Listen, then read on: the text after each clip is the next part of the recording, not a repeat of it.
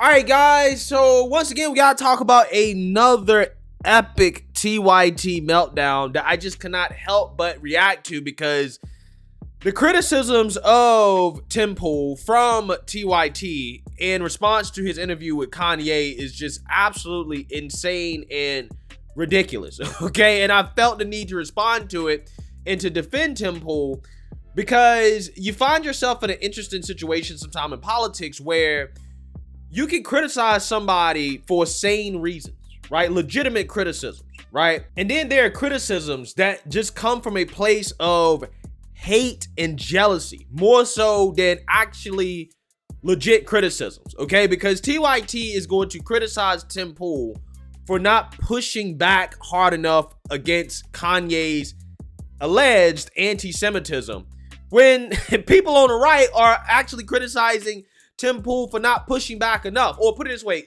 a more accurate summation of what's going on with conservatives is that some conservatives feel like Tim Pool was justified in pushing back against Kanye because Tim Pool should not just allow Kanye to go on what a lot of people feel like is a anti-Semitic rant. Okay, it's Tim Pool's show.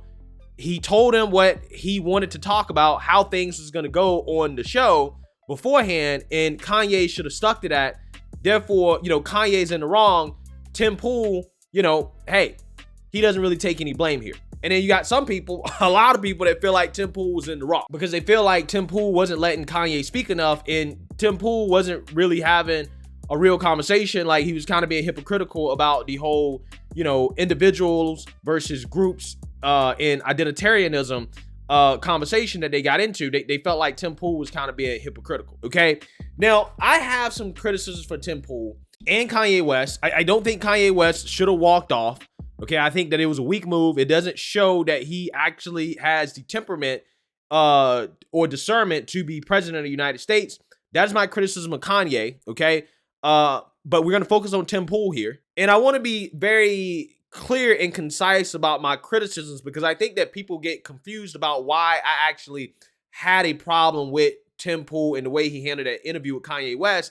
And it's not because Tim Pool pushed back against Kanye West. That's not the reason why. It's actually Tim Pool's excuses for why he pushed back against Kanye West and him not being upfront about the real reason why he felt the need to push back against Kanye West to the point where he couldn't even acknowledge who they is, aka Jews, right? That's who they were talking about. They were talking about Jews. Everybody knows that. But Tim Pool played dumb simply because he did not want to get the stream pulled down by YouTube, okay? He did not want to take the risk of engaging in that conversation, right? Or even giving YouTube the slightest reason to believe that all of them are just sitting there having a conversation about Jews, right? And that he's not pushing back, because you have to push back when somebody violates YouTube guidelines in a video. You have to push back. If you don't thoroughly push back, YouTube will take down the video, right? He knows that. Everybody that does YouTube knows that. And that's why he did it. And my criticism of Tim Pool is that he is not being honest about that, because he tried to go for a home run that honestly just was not possible. He wasn't going to get what he thought he was going to get, which was the most lucrative thing that you could do, in the sense that he wanted the interview to start with Kanye talking about his presidential run, what happened in Mar-a-Lago, all safe things that have very little chance of being pulled down and censored. And then he was hoping that once he got through that they was going to do a members only, right? And they was going to shut it down on YouTube. And then they were going to be able to talk about all the other stuff that Ye wants to talk about, the anti-Semitic stuff, right? That was the most lucrative thing and the best case scenario that Tim Pool was going for. But he should have been wise enough to understand that that never was going to happen. You weren't going to get that, and you should have expected that before you did the interview, and you probably should have never streamed it on YouTube in the first place. You should have streamed it on Rumble or just made it members only and then cut up the video for a YouTube friendlier version that you could post later. That way you could have avoided feeling the pressure of having to push back against Kanye to the point where, again, you couldn't even acknowledge who Kanye was talking about because you're afraid that YouTube was going to cut the stream. That is my criticism of Tim Pool. It's not that I have a problem with him pushing back, because if he legitimately disagrees with Kanye, fine, right? Push back. But when you push back and you can't even acknowledge who everybody in the room is referring to in your pushback because you're afraid of YouTube pulling down the stream, which that's why he didn't want to say it, because that's the only reason he would have not to actually say it is because of YouTube. I mean, again, it's like you can't even have a real conversation. And if you can't have a real conversation because we're not talking about the same people, then what's the point of having a conversation? Because notice, Kanye actually walked out after he asked Tim Pool, who is they? You can't even say who they is. And then when Tim Pool said the corporate media, instead of saying the Jews, which is what everybody in there was talking about, at that point, that's when Kanye was like effing them out. Because Kanye realized that, okay, what's the point of talking to somebody who can't even acknowledge who the conversation's about? There is no point in having a conversation. And Tim Pool should have been honest about that. Because if he disagrees with Kanye, it's very easy to say, look, I think what you're saying about Jewish people is anti-Semitic. I don't agree with it. Okay, I don't believe in all this stuff that you're saying about Jews. He could have easily said that, but he didn't even want to say the word Jew. And it's like, bro, you bought 3 people on the show who are banned from the internet. They ain't got nothing to lose, bruh. They have nothing to lose. So they're probably not going to tolerate a conversation with somebody that is basically censoring themselves to keep the stream up to try to make some money. It's like, come on, man. Like, you got to know who you're talking to, know who you're interviewing, right? That's why he should have never did it on YouTube. He should have did it on Rumble. That way he could have kept it real and had a real conversation and actually, acknowledged the things that Kanye was talking about. And he could have pushed back in a way that actually felt like they were talking about the same groups of people. So without being said, let's go ahead and get into this illegitimate criticism of Tim Pool here from TYT. But me, I don't have a distinction on that. I think Kanye West is a Nazi. So you invite, and then Nick Fuentes is a Nazi. So you invited a couple of Nazis on your show. Tim, when you do that, you're supposed to rip their face off. And he looked genuinely surprised and hurt that Kanye was leaving. Yeah, 100%. Okay, he said, oh no, my star, the one that's giving me all this attention is leaving. Oh, what if the money leaves with him? Oh my God. No. You bitch. 100%. Get man up. No. Do a real goddamn interview, you loser. No, it is an insult to bitches to call Tim Pool a bitch. I'm just saying, okay? The other thing that I'll just note is all we hear from right-wingers, including Tim Pool, and yes, you piece of garbage, you're a right winger, your little grift of I'm actually a centrist who provides cover for anti-Semites. Yeah, we're not buying it. Yeah, so again, this is why I find videos like this to be so interesting. Like, I don't understand how 2 people on 2 different sides of the political aisle, right, can see a situation so differently. Again, you have people on the right criticizing Tim Pool for pushing back too much, right, and not letting Ye speak and say all the things he would say. And then you got people on the left saying, well, you didn't push back enough. And it's like, that's the funny part about all this.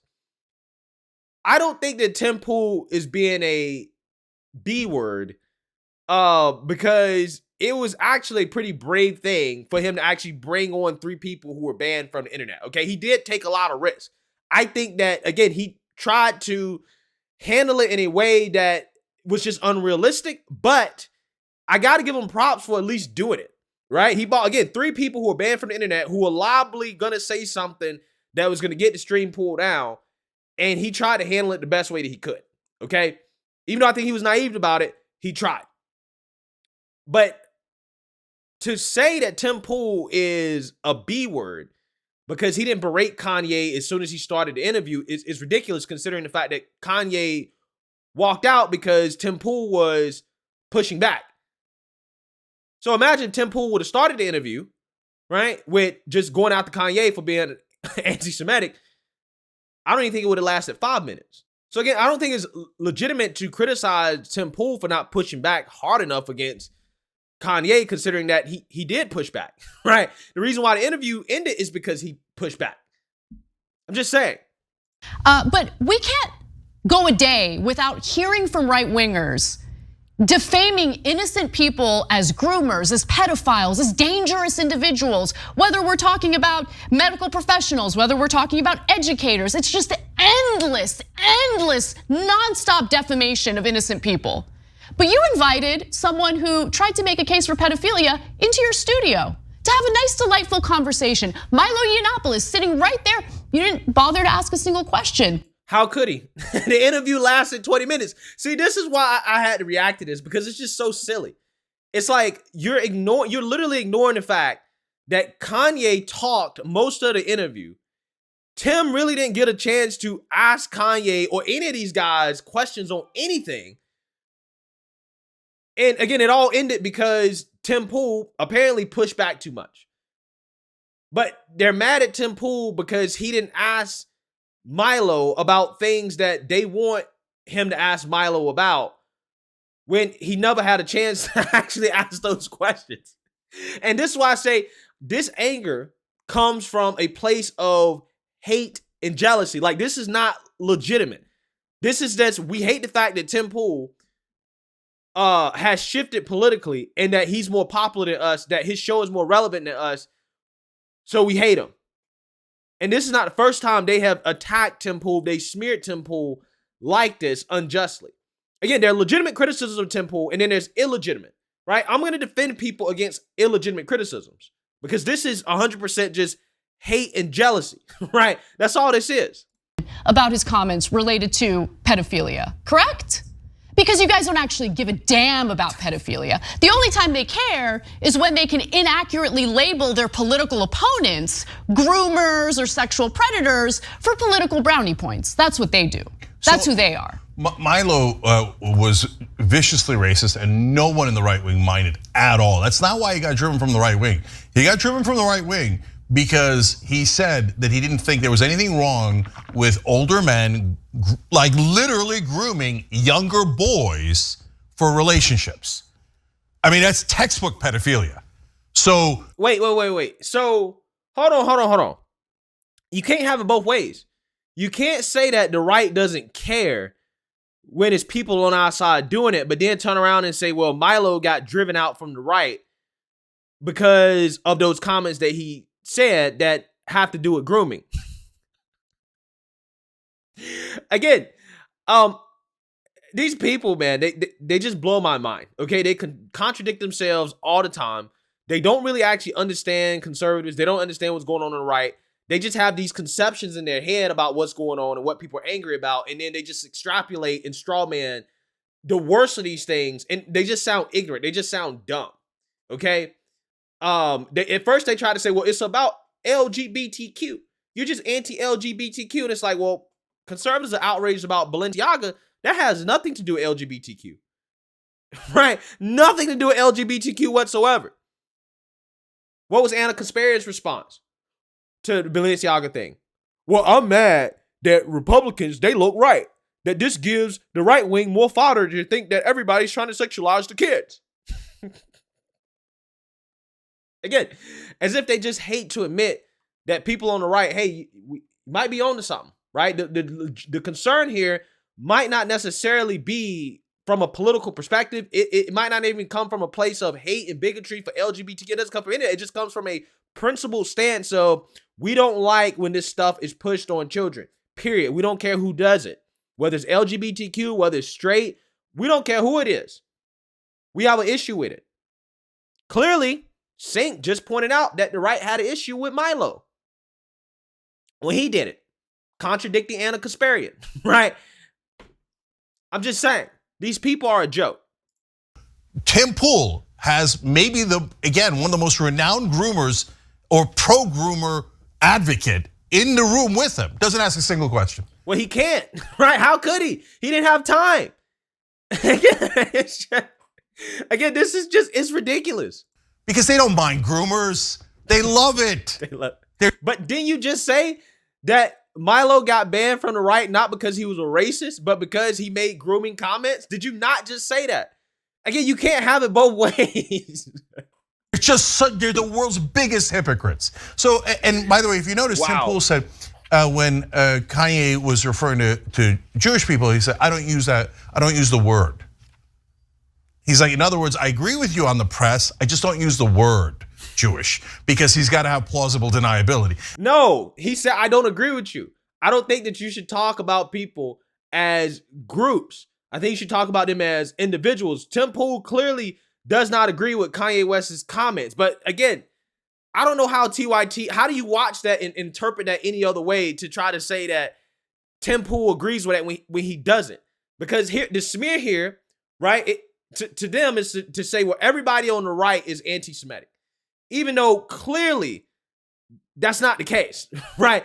Clearly Tim Pool doesn't agree with that. Clearly there are people on the right who are like, I don't like people like Nick Fuentes. I don't like people like Milo Yiannopoulos. I don't like Kanye in these comments. But see, what they want to do is everybody on the right is racist. Everybody's anti-Semitic. Everybody's a white supremacist. And even though we have evidence to contradict that, we don't care. We're going to do mental gymnastics to try to somehow, some way say that Tim Pool, he's a groomer, right? He's anti-Semitic. He's racist. Again, clown show. Clown show.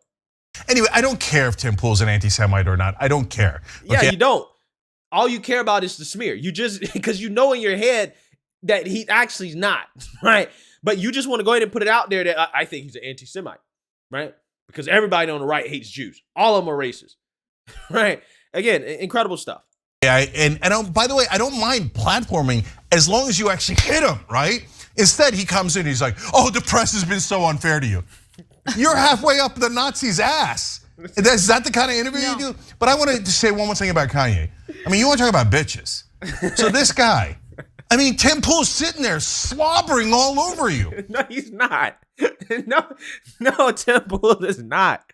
Bro, oh my God. But because he wouldn't say the Jews did it, exactly when you demanded that he say it, you walk out, you're that fragile. Yeah, he is. This guy walks around pretending to be a tough guy. Oh, it's the Jews, I'm so strong and brave. Oh, it's the Jews, hate, hate, hate. I'm so strong and masculine. My ass you are. You're the weakest bitch in America. The minute anybody criticizes you 1%, your hateful ass all of a sudden catches feelings. You're like, oh my God, I've been offended. Look at what you're saying about Jewish people. And you think they shouldn't be offended, but you're offended because someone else wouldn't be as anti-Semitic as you are. And you think that gives you the right to walk away. Kanye, unbearable. I've never been more right than when I said, how many years ago now? 5 years ago? That Kanye was the dumbest man in America. See how upset they get with black people that don't agree with them? Okay?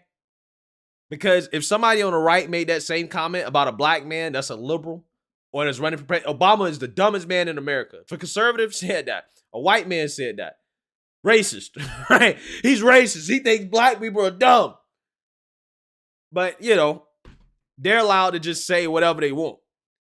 Again, you see the hate and anger that these people have for black people who don't agree with the left, because this is where it's coming from, right? Kanye is the dumbest man in America. A guy who is a billionaire. Well, he was a billionaire. You know, he's very successful. He's not stupid. He might have some emotional issues. He might be unstable mentally, but he's definitely not stupid. Dumbest man in America, according to Cenk. I'm just saying, I don't think that a white conservative would be able to get away with saying that about a black liberal, right? Without being accused of being a racist, okay? I'm just saying. So anyways, let me know what you guys think. Make sure you like, comment, and subscribe. Most importantly, share a black conservative perspective. Peace.